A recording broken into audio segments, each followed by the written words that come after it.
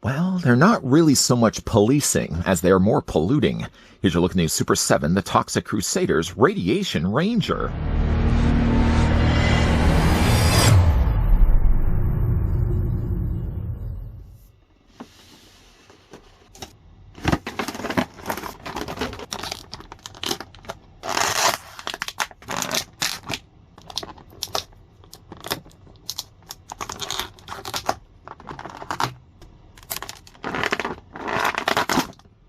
The Radiation Rangers sure look intimidating, but fortunately for the Toxic Crusaders and the citizens of Traumoville, they're even more incompetent than they are scary looking. This 6.7-inch highly articulated Toxic Crusaders ultimate figure of the Radiation Ranger is inspired by the vintage toy based on the early 90s animated series and comes with interchangeable heads as well as multiple accessories. Getting the made-to-order Toxic Crusaders ultimate figure of the Radiation Ranger is the best of both worlds. You can add a great-looking figure to your collection, and you don't have to worry about it actually ever succeeding in carrying out any evil plots. That's win-win. Just before we look at this biochemical bad guy, I'm going to grab the tape measure and see how tall it stands. The Radiation Ranger, as well as the last figure we will be looking at from the first wave of Toxic Crusader figures, courtesy of the folks over at Super7. If you guys are enjoying this line and would like to get these for yourself, you'd actually get the entire first wave over on Entertainment Earth. I'll provide the link down below in the video description if you guys are interested to grab the set for yourself. As for the Radiation Ranger, though, he stands about 6.5 inches in height, or the figure is going to be about 17 centimeters tall. Wait, did you just say that's the last figure you're going to be looking at from the Toxic Crusaders line? I did in fact say that. Having already looked at both Toxie, and just recently in fact we looked at Junkyard, the Radiation Ranger is in fact the last figure that we will be looking at from the first wave. I would imagine that we are going to be getting some more planned waves in the future from Super7, as it's not usually their thing to just do one wave and call it a day. Although honestly enough, we haven't really gotten anything else from the Ren and Stimpy Ultimates line. I certainly hope we're going to get some more of those. But when it comes to the Radiation Ranger, he's just a little bit shorter than Toxie, and he's a whole lot taller than Junkyard. Now, if you were lucky enough to have the original 1991 Playmates Radiation Ranger, then you may recognize a lot of the accessories that come along with this figure, other than maybe some interchangeable hands. These original figures would have not had interchangeable hands, but Super7 always goes above and beyond to throw in these extra little goodies. So the figure, first of all, has a couple of punching fists. I was really kind of describe these as punching fists. They're basically just like closed fisted hands. The figure as well comes included with some relaxed hands, all molded, as you can see, sort of more in a lighter gray, matching that of the original toy. And then the figure also has a couple of gripping hands. Now, one is a wider looking hand, and I don't really know what it serves a purpose for. None of the accessories, from what I can see at least, don't have or lend themselves to the idea of actually using this hand. I have actually popped out one of the hands, that one right over there. And I just popped it out so he can actually then be displayed with the weapon that he can wield. The figure also comes included with his shield. Now, the shield itself, the nuclear waste drum shield, has been cast again in this pink plastic. But unlike Toxie, I'm going to bring back his shield. His shield, again, was kind of based on the original 90s toy as well. But it definitely seemed to be the case that the hose or the piping on the back of it was a separate piece. And yet, the Radiation Ranger, it looks like the shield is all one piece. And this is not separate. So I don't know why they couldn't have done the exact same thing for Toxie's shield. Nice little touches of also things that they've added is a little dripping of slime on the inside, although they haven't painted it. But they have painted quite a lot of it on the outside. The radiation symbol, we've got ourselves some additional silver, some greens, and some hazarding stripes, both in orange and yellow. This does then clip into his hand. One good thing about the hands themselves is that they're pretty soft in plastic, so you can just pry the fingers away from the palm, then go ahead and get yourself the shield and slide it in his hand. Now, there doesn't seem to be any other place that I can see, at least, that would attach the shield, like, say, onto his backpack. We'll talk more about his backpack also in a moment. The figure as well comes included with the radiation rifle. About the same kind of plastic, although the plastic looks like it's probably a different type of material. Well, at least a different type of plastic. It doesn't have, like, sort of the density of the shield, and it has a little bit more of a rubberiness to it. This can also fit into his hand. Now, I've already taken the liberty of swapping out that, and that just, again, take the hand. The only thing about this particular hand is that you want to make sure that the thumb is sort of pried far enough away so you can get the thumb, get everything kind of in there, because this is kind of a little bit harder to get everything situated. He does have, again, like the means to hold it, but this blasted thumbs, sometimes I even have to wonder, like, why would they even have created thumbs in the first place? Just again, it's a little bit difficult to kind of get everything in there. It doesn't also help either that I've already taken the liberty of adding the shield. But again, you can get the blaster in his hand, blasted thumb, get it out of the way. There we go. And you can have him holding all that. You can also have him holding a rifle as well. The neat thing also about the rifle is not only is it molded really well, but it also then attaches onto his backpack. The backpack, kind of the same frustrations and struggle as you saw already, attaching the gun. I also had similar frustrations trying to attach onto the back of his backpack. The backpack, life support backpack to be exact, is again molded in a really nice pink plastic. Some hosing has been done here in orange. You've got some additional darker gray and silver added there as well. Now this plugs onto the back of his body. If you look at the very top where his shoulders are, you'll see that there's 2 holes. You'll take these also pegs that are provided. And honestly, I'll tell you right away, I don't feel like the pegs are long enough. If I feel they were longer, it'd be a little easier, I feel, to attach these onto the torso. But you're supposed to, for all intents and purposes, take those tabs and wedge them into those holes. This took a few times, and actually I even went back with a hairdryer just to soften the plastic up a little bit, because you really want to make sure that that's all the way in there. Once that's at least in place, you can then take yourself the rifle, and the rifle just drapes onto the side via the hook. Last thing you'll also want to do as well, so it doesn't actually look like he's got himself antenna, is you'll take the hoses and you'll attach them into the provided holes here. I would imagine the hole that's closest to the hose is the one that you're supposed to plug in place. Now, instead of actually forcing it in, I find it actually helps just to twist it instead. Do that with the one, and then do it with the other, and just twist it back and forth till finally you attach the 2 hoses. And now you got the Radiation Ranger somewhat fully equipped. The only last things that we have to attach onto the figure is that he also comes included with these 2 tiny toxic glow-in-the-dark landmines. You get 2 of them. I'm having a hard time to hold the actual other one.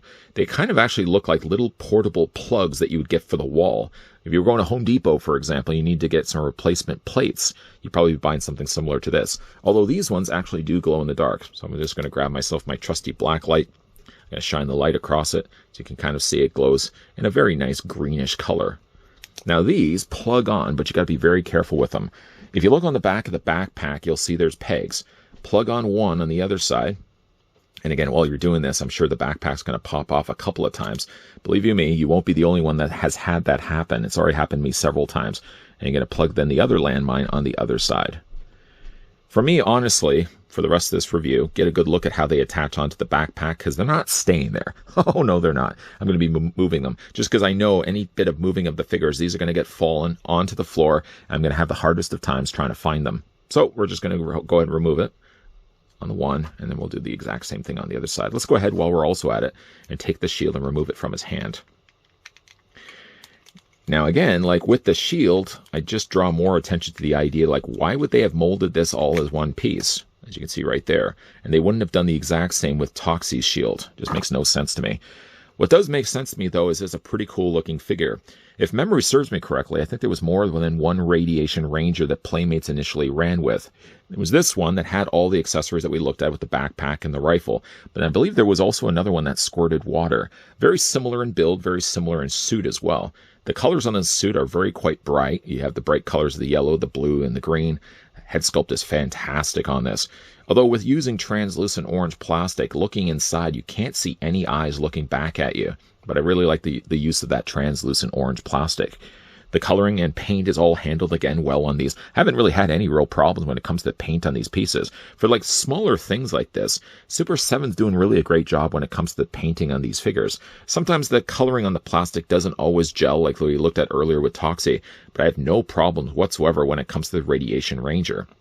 Part of me is obviously interested in the idea of probably picking up more than one of these and have maybe one on either side. Have yet to get ourselves a Dr. Killimaoff. I'm sure we are probably going to be getting him in like a second or third subsequent wave. But all in all, though, I really like the look, though, of the Radiation Ranger. He's got some really bright colors. Again, like the paint looks really good on this. And he's got a lot of cool accessories. Some of them don't always attach the easiest, like the backpack. The backpack and then trying to get that blasted rifle into his hand was also something that was really difficult as well. But I'm really, though, happy with how this one did turn out. Definitely thinking about getting a second one. Now, for the articulation on this guy, it stands to reason that he's going to be limited with the head sculpt just because, again, like the way that the hose is attached. Now, the original toy from Playmates, I think, had the hose attached where you could, it would be a separate piece. So you would attach it onto the side of his mask, and then you would have to then attach onto the back of his backpack. With this guy, this was already coming out of the packaging with these already attached, and I can't tell whether there's something that's supposed to be removed or if they're glued in place. By the fact that there's restrictions, or I should say some limitations removing these, I'm going to leave them be. I don't want to break them in the process. But being the fact that they are attached on the back of his backpack are going to make things a little bit more difficult when it comes to rotating his head. You can still rotate the head side to side, but there's the risk, especially with this one here, that if you pull it too tight on the one side, likely you'll probably be popping this out from the back of the backpack. But the head, though, for all intents and purposes, do move forward and back. There's also this hose, too, which luckily does plug in place. If not for that, you would definitely break that off. Turning it too far and forgetting the fact that this even plugs in, you'll be popping this off probably more times than you can count. But the head does move up and down, and it does rock back and forth as well. As for the arms hinge out at 90 degrees, so you can take those arms and rotate them, yes, all the way around. And with that, the figures also do have a swivel in the bicep. Just sadly, though, a single hinge in the elbow. But the forearm at least does, if I can hold the bicep here. The forearm does swivel back and forth. He has a hand swivel as well, rotating all the way around. You can hinge that back and forth. And his upper torso does actually have a crunch. It's weird. Well, there goes the backpack again. It is weird, though, about the crunch, because when you're looking at it, you don't even realize that it's there. They hit it so well with the sculpting, but he does actually have a crunch. It crunches forward and back, and of course he has the waist swivel there as well. Legs do split out. Legs are actually on my Radiation Ranger are really quite tight, and I'd rather them tight than loose. You bring the legs forward, you can bring them the legs back. There's a swivel at the top of the thigh. A single hinge only in the knee, but at least the lower leg does rotate back and forth. He has an ankle pivot that moves up and down this way, and an ankle rocker that moves back and forth this way as well. As was the case with both Toxie, even though I didn't mention it in the review of Junkyard, he does also have peg holes on the undersides of all the feet of these figures.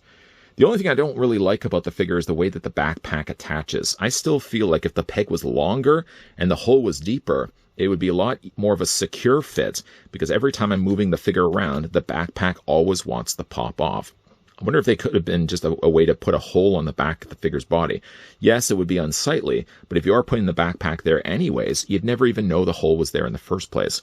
I do like the look of the Radiation Ranger. And of course, we are going to be getting ourselves, I'm just going to move this guy in the center. I'm sure we are going to be getting some more Toxic Crusader figures, because you'd like to think we are going to get some more bad guys. Right now, as it stands, with the first wave only, I mean, poor Radiation Ranger is quite outnumbered 2-1. Having already looked at, again, Tox is the first figure, then we followed things up with Junkyard, and now looking at the Radiation Ranger, some really fun toys from the folks over at Super7. While, yes, possessing limited articulation points in the elbows, the Radiation Ranger at least has the means to wield the rifle in both his hands. I actually had an easier time to bend the elbows than I did to have that one hand holding the handle. Oh, what a pestering thing that was. The other thing that's pestering about this figure is the way that some of the things attach. For the backpack, as an example, the backpack doesn't have, I feel, long enough pegs on the top that attach into the shoulder holes. So a lot of times, as you're moving things around on the Ranger, you'll notice that the backpack does pop off. Something also is the fact that he does have the tubes.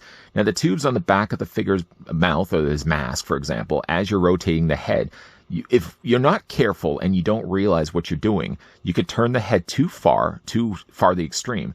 And you can already see right now, the one hose on the one side is too tight. And if I'd moved it any further, again, don't have to really necessarily make those sounds, but it would, again, pop out of the backpack. The one that you most likely will forget is the hose that he has on the front of his gas mask, because, again, that attaches into the torso. It's a good thing, really, that Super7 have all of these things attached by pegs, because if they have ever glued them, especially the hose that's on the front of his torso, I already know I would have ripped that off. So I'm glad to see at least it plugs in place. I don't have the figure displayed with the shield. I guess there really isn't a place to store the shield. I kind of thought, like, if you could just only mount the shield on the back, I guess you could rest the top of the drum against that hook, and the figure could then be displayed with everything that he comes included with, of course, short of the interchangeable hands. But what do you guys think of the Radiation Ranger? Have you been collecting any of the Toxic Crusader figures? If you have, which ones do you have? And also let me know if you had the original ones released from Playmates back in the 90s. Also, if you guys are interested and would like to get the Radiation Ranger, the Junkyard, or the Toxie, they are available as of right now doing this review over on Entertainment Earth. I'll put the link down below in the video description, so if you guys wanted to click on that link, not only will it take you directly to the Radiation Ranger, but that link will also save you 10% on anything that's currently in stock over on their site. certainly do want to stick around for more. Unfortunately, though, we are wrapped now things on the Toxic Crusaders. There's no more to come, but there's definitely always new content coming your way. So as always, thanks for watching. See you guys next time.